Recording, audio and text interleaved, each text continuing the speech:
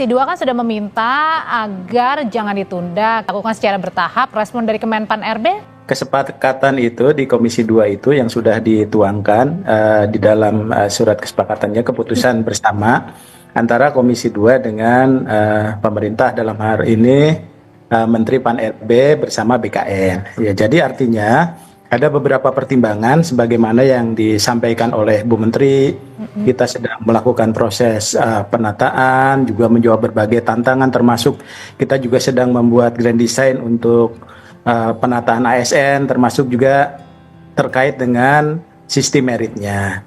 Jadi artinya ini juga terkait dengan penataan formasi. Nah, sementara di kabinet ini juga ada formasi yang harus kita penuhi dari formasi 2024 ini. Karena ada beberapa tadi instansi pemerintah yang tadi ada bertambah dan bahkan ada pemecahan dari beberapa lembaga. Sehingga kan ini juga harus ditata dan penuhi dari formasi yang ada di tahun 2024. Tapi Pak, bukannya anggaran resminya ini sudah diputuskan di 2024, sehingga kalau gitu seharusnya tidak ada dong masalah untuk pengangkatan? Ya, sebetulnya bukan hanya masalah itu ya. Jadi artinya ini juga terkait dengan supaya penataan pengangkatan itu juga bisa dilakukan secara serentak. Nah, selama ini juga TMT itu beda-beda, Mbak. Jadi ada juga teman-teman kadang-kadang yang bertanya kenapa TMT kami bisa berbeda. Nah, dengan posisi ini, sekarang ini BKN sedang menyusun roadmap-nya supaya nanti di Oktober dan Maret itu semua TMT-nya itu sama, terhitung mulai tanggal bekerja itu mereka itu sama. Dan ini sebetulnya kami juga bisa memahami kekhawatiran teman-teman semua. Khususnya tadi yang sudah bekerja, kemudian berhenti, kemudian jadi ada waktu dan sebagainya. Saya kira yang penting adalah bagi teman-teman yang sudah mengikuti seleksi dengan susah payah, dengan kompetitif, dengan kerja keras, termasuk teman-teman honorer yang sudah mengabdi, ada kepastian untuk diangkat. Nah, itu yang paling penting. Tapi masalahnya pertanyaannya bagaimana mereka harus menghidupi menunggu sampai bulan Oktober. Ini kan artinya dari bulan Maret, April, Mei, Juni, Juli, Agustus, September, Oktober, ada sekitar 7 bulan. Apalagi kita kan mau menghadapi Lebaran juga, Pak. Jadi sebetulnya kondisi teman-teman yang mau diangkat itu kan memang ada berproses, Mbak, gitu ya. Dulu juga sebetulnya dari proses pengangkatan itu kadang-kadang ya memang antara SK dengan SPMT itu memang berbeda ya.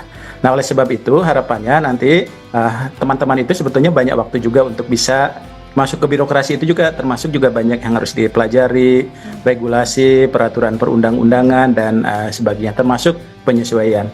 Jadi sekali lagi juga kami memaklumi bagi teman-teman tadi yang terima kasih punya punya niat gitu ya untuk menjadi ASN, untuk mengabdi kepada bangsa dan negara. Tapi kan ini manajemen secara keseluruhan, dan Bu Menteri selalu menyampaikan itu juga harus kita lakukan secara hati-hati gitu ya. Kemudian juga kita memperhatikan berbagai hal. Tapi yang paling penting adalah pastikan bahwa mereka akan diangkat. Iya, tapi diangkatnya kan pada saat nanti Oktober ya, Pak ya? Betul. Nah, artinya kalau tadi dibilang sama Komisi 2 pengangkatannya ini jangan serentak, pelan-pelan secara bertahap, ini artinya tidak ya? Artinya semuanya ketok palu tetap di Oktober ya untuk diangkatnya? Gini, tadi yang disampaikan itu secara proses administrasinya itu tetap berjalan memang, Pak. Jadi sekarang ini proses administrasinya itu tetap berjalan, karena apalagi saat ini yang tahap 2 juga kan baru mau tes itu di bulan April. Jadi ini juga kita sambil menunggu, ada tahap 1, ada tahap 2, kemudian ada perpanjangan sampai 3 kali kemarin, sampai tanggal terakhir itu 20 Januari ya, 2025. Sehingga memang ini juga berdampak ya untuk semuanya. Jadi artinya proses ini tetap berjalan ya, tahap 2 tetap mengikuti seleksi ya. Kemudian yang selanjutnya kita bisa sama-sama dilakukan pengangkatan secara bersama. Oke, Pak, dari kan ada juga kemarin pernyataan ya, kalau misalnya bagi yang sudah keluar gitu untuk kalau bisa masuk lagi untuk sementara waktu ke perusahaan sebelumnya, itu kan tidak bisa serta-merta seperti itu kan bagi yang keluar sudah mendaftar dan lolos sebagai CPNS atau CASN ini. Ya, mungkin kan itu salah satu barangkali ya yang disampaikan oleh BKN ya, kalau tidak salah, bahwa itu kan wacana yang disampaikan ya. Artinya mungkin ya, tapi kita tetap dulu kepada bahwa proses yang sudah disepakati antara pemerintah dalam hal ini Menteri Pan-RB bersama BKN dengan Komisi 2 itu kita jalankan dulu ya semuanya sesuai dengan rencana saat ini. CPNS ini atau CAS ini menunggu ya dalam artian 7 bulan ini ya. Tapi kan proses administrasinya itu tetap berjalan, Mbak. Jadi banyak syarat dan sebagainya, pengecekan kembali dan sebagainya. Jadi seperti yang disampaikan Bu Menteri, prinsip kehati-hatian, administrasinya kan dicek dulu juga semua teman-teman itu ya.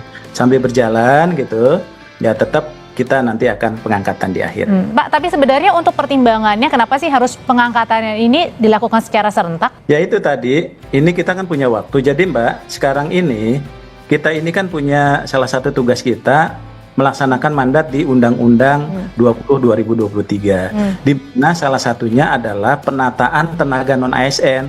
Jadi saat ini kita diminta oleh undang-undang ada mandat untuk menyelesaikan tenaga non ASN yang jumlahnya itu 1,7 juta. Tapi yang tadi yang masuk itu sekitar 1 jutaan, 1.017.000. Tiap bulan itu mereka dapat gaji. Oh, itu yang tadi P3K ya Pak ya? Iya, betul. Kalau yang di luar itu?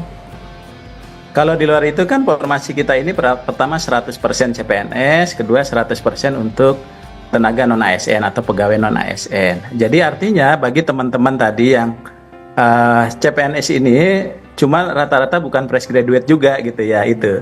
Tapi kalau yang fresh graduate kan nggak ada masalah. Sebetulnya kita juga untuk fresh graduate, tapi kan itu untuk seluruh warga Indonesia boleh. Nah sehingga bagi teman-teman tadi yang sudah bekerja kemudian berhenti karena tidak boleh. Nah itu belum lagi menghidupi kalau sudah punya anak, punya istri, punya cicilan dan lain sebagainya. Nah ini saat ini rupanya animo untuk jadi PNS itu bukan hanya fresh graduate tapi orang-orang yang sudah bekerja Mbak di tempat lain. Dia kan oleh perusahaannya mungkin harus berhenti ya, sehingga harus ya memang konsekuensinya itu tadi kita seperti itu. Oke, Pak Aba ini ada juga nih pernyataan dari beberapa CPNS ya, kalau saya mengutip nih, ada yang bilang gini, pesertanya, saya kira nganggurnya sebentar, ternyata diperpanjang, lalu kemudian apa mungkin yang bisa dilakukan atau solusi yang bisa ditawarkan begitu? Jadi yang pertama bahwa rupanya animo untuk jadi PNS khususnya itu cukup tinggi ya. Dulu kita mungkin rata-rata orang yang ikut melamar itu rata-rata fresh graduate, teman-teman lulusan. Karena selama ini anak-anak baru ini belum punya kesempatan ya. Kita selalu memikirkan tenaga honorer yang masuk. Nah, saat ini pemerintah melalui Bu Menteri Pan-RB beliau sangat konsen terhadap ini memperhatikan anak-anak muda salah satunya. Nah, yang bisa dilakukan untuk yang fresh graduate adalah melalui CPNS. Nah tadi rupanya Mbak yang daftar itu bukan hanya tadi anak-anak baru gitu ya, rupanya bukan hanya fresh graduate tapi juga orang-orang yang sudah bekerja. Jadi kami juga sangat memaklumi ya, khususnya mungkin barangkali yang sudah punya tanggungan dan sebagainya. Nah oleh sebab itu maka ketika masih ada waktu ini juga mungkin nanti ada proses ya, proses administrasi dan sebagainya. Nah harapannya orang bekerja di swasta kemudian masuk ke pemerintahan, mindsetnya juga sebetulnya kan harus berubah memang. Karena kita nanti punya berakhlak ya, berakhlak itu etikanya, kolaborasinya, orientasi pelayanan dan sebagainya itu juga harus dipelajari. Oke. Untuk nanti ada latsar. Nah ini ada waktu ini nanti kami akan minta kepada para kepala biro kepegawaian, ya kepala biro SDM mungkin melakukan pembinaan komunikasi dengan teman-teman ini gitu ya. Bagaimana nanti karena kan ini posisinya adalah di masing-masing kementerian, lembaga dan pemerintah daerah, kepala biro pengelola kepegawaian lah umumnya gitu. Pak Abbas Subagji, Deputi Bidang SDM Aparatur Kementerian Pan-RB, terima kasih sudah berbagi informasinya mengenai penundaan pengangkatan CPNS. Terima kasih Pak Abbas.